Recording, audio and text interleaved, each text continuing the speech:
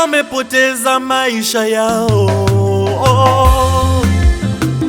Kuna wengi wamepoteza hata na kazi zao. Kuna wale wamepoteza familia. So, hello and welcome back to my YouTube channel.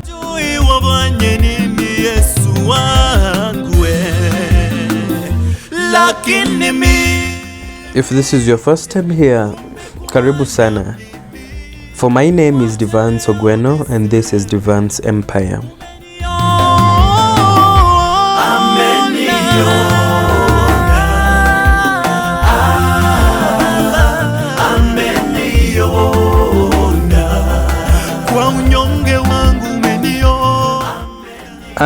In as much as everything is happening and going on in this world, we try to put happy faces in front of the camera because of this work that we do, this YouTube stuff. But to be honest, behind the cameras, things are not right. East to west, south to north, everywhere, the world, people are mourning. One or the other, people are mourning. People are crying everywhere, like people are dying. If you go to social media, you won't scroll for 5 minutes before you meet 2 or 3 people who have typed rest in peace. And this person dies today, tomorrow it's another person. Every day people are dying, like there's nothing that can be done to stop death. People are dying right, left and center. It's very sad because right now, if you try counting the number of condolence messages that you have written to people, you even feel like your fingers are now, they're tired of writing the same message, because today you write to this person, tomorrow you write to another person, the following minute somebody else is gone. It's a matter, people are dying. I don't know. During this pandemic, we've seen many people die, and since I was born, I have never seen a period when people died this much as the past 2 years since COVID-19 was declared a national disaster in my country, Kenya. And now this death, it's not only about Kenya, it's about the world, because this is only Kenya that we are talking about. Most of these things we are seeing, we are only talking about them because they have happened in Kenya. Now cross the border, go to Uganda, check out Tanzania. People are dying. But all in all, people are dying. People are dying, and the cause of death nowadays, no one wants to share. People will always come up with lies.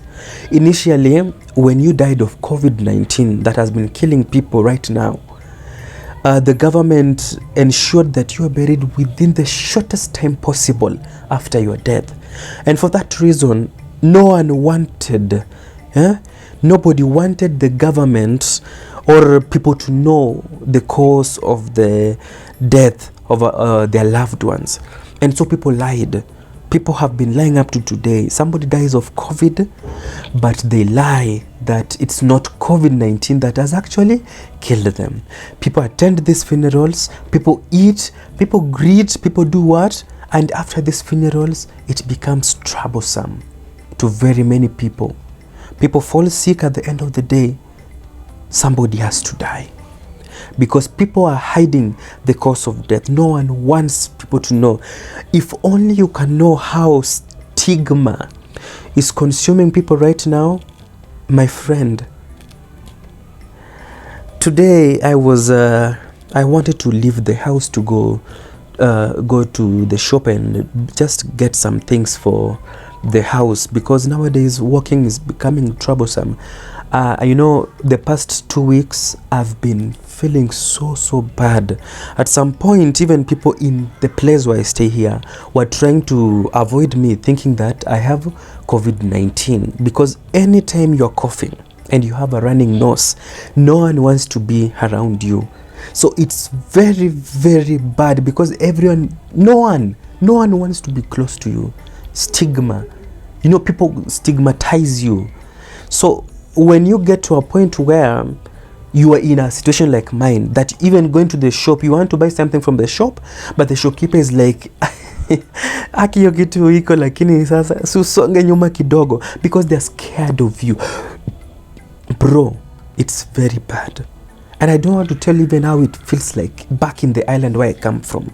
Ever since they learned that COVID-19 was the root cause to my cousin's death, and many of my relatives were actually hospitalized in different hospitals, I'm telling you,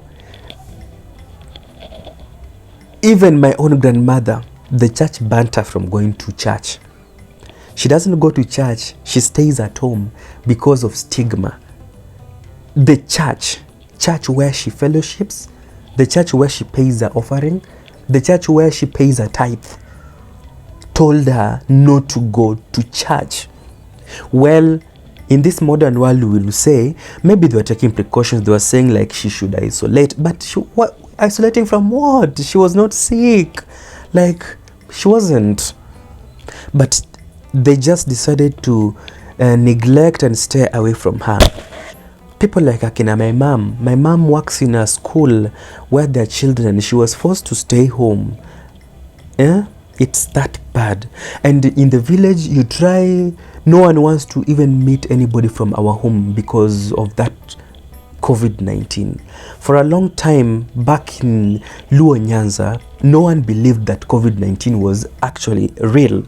And so when it got to a point where the government now declared it as a disaster, now people began getting scared.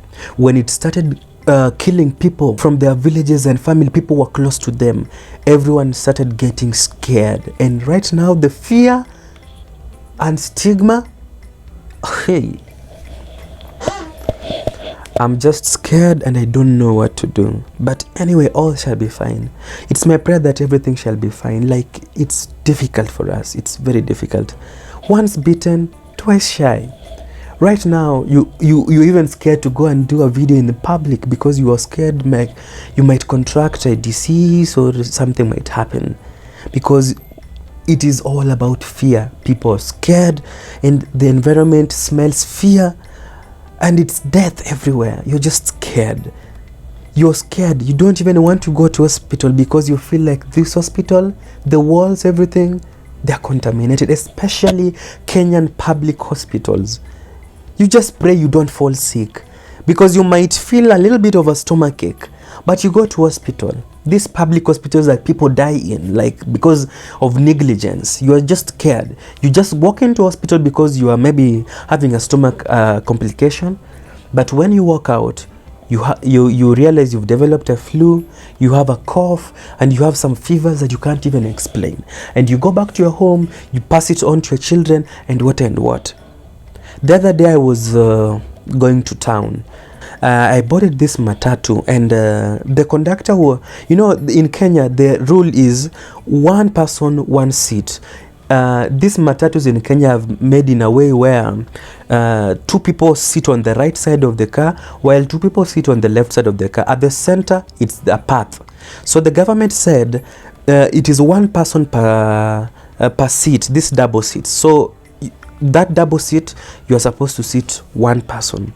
But then you find these greedy conductors who don't even put on masks, who don't even follow the COVID-19 regulations, forcefully forcing people to, you know, they force you to sit with people. They fill this matatu to the brim, like you have to sit with somebody. The person you're sitting with doesn't have a mask. You're busy trying to protect yourself from COVID-19. You've actually sanitized your hands, you've covered your face with your mask, and then the conductor forces somebody to come and sit close to you. You don't know where the person has come from, you don't know where he has been, you don't know what he has encountered or interacted with, but he sits with you, here close to you. He has no mask, is busy laughing, chewing ball gum, and you know, Sometimes he has to answer phone call, he has to speak salivas to come out from his mouth. It's ruthless. Yani, and you try telling this person, bro, please, this COVID-19, like, can't you even just have a mask? You know, the number one way that this COVID-19 is currently spreading right now is through close contacts, our close friends. It is spreading so fast because we are trying to put our friends more closer. We always have that notion that because this is my friend or this is my family, there's no way they can get sick, and also I cannot isolate myself from my own friends or my own family. And so because of that notion, many people are dying, and this disease is currently spreading so fast because you don't know where that person was before coming to you. Somebody goes to the market, touches a mango or a tomato, onion that he doesn't know who touched before him or her. Without even washing their hands, they also buy a fruit, they eat. Without washing the same hand, they come and greet you. You, when you've been greeted because this is your friend or relative, you don't even sanitize, you don't wash your hands.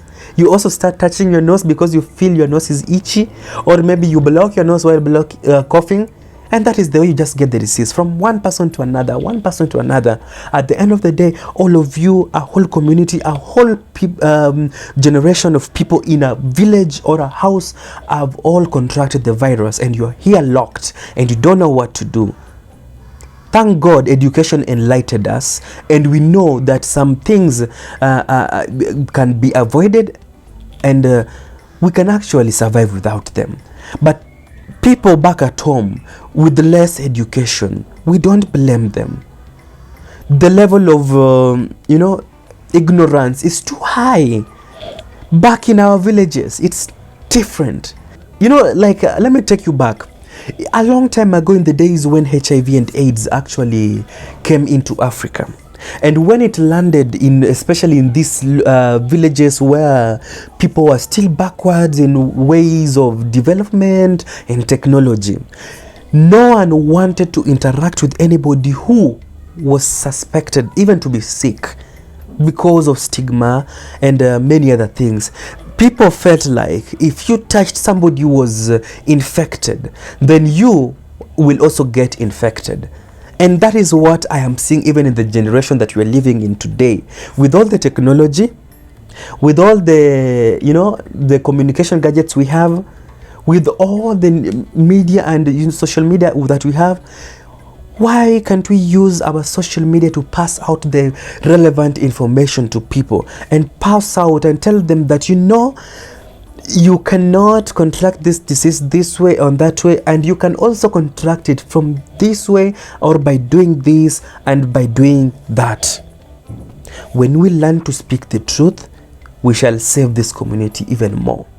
And when we educate, we use these platforms that we have to educate people, to teach people, to inform them of the rightful things, then we are saving this community. Instead of letting speculations take over, instead of letting many people assume their own things, they are endangering our lives and the lives of their loved ones. Today it happens to us. Tomorrow it will be you. You will want help. Who will be there to help you? No one. No one at all. I'm telling you the truth. So let's use our social media platforms correctly, and even God in heaven shall be happy with us. And until next time, always work hard and be nice to people. And this is Devance Empire, end of discussion.